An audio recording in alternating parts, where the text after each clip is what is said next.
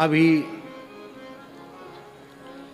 कल या परसों की ही बात है, पूज्य श्री गोरीलाल कुंज वाले महाराज जी बता रहे थे, बोले हमको गोरीलाल कुंज में जब विराजमान किया गया, हमको 1.5 महीना ही हुआ था विरक्त दीक्षा लिए हुए, वेश लिए हुए, और हमारी 16-17 वर्ष की आयु थी, हम बच्चे ही थे। और गुरुजी ने कुछ लिखा पढ़ा नहीं था और मैं उनकी सेवा में था, तो गुरुजी ने यही कहा था,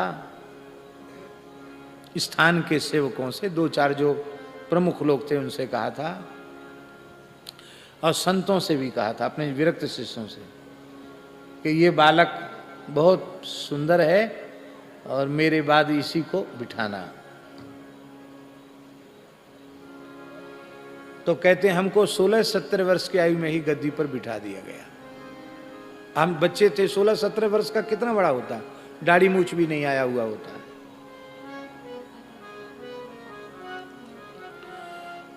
पर कितना मान लोग गुरुओं का रखते थे।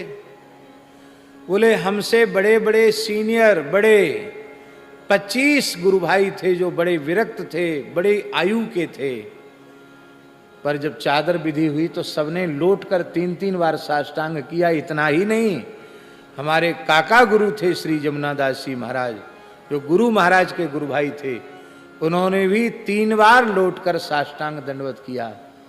और मैं संकोच में गड़ा जा रहा हूं। बोले नहीं, अब आप वह नहीं हैं, आप आचार्य पीठ पर विराजमान हैं, तो आप साक्षात आचार्य हैं।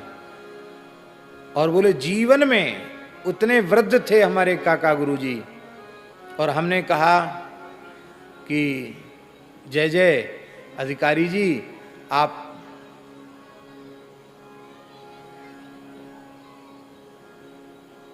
पड़रिया चले जाओ।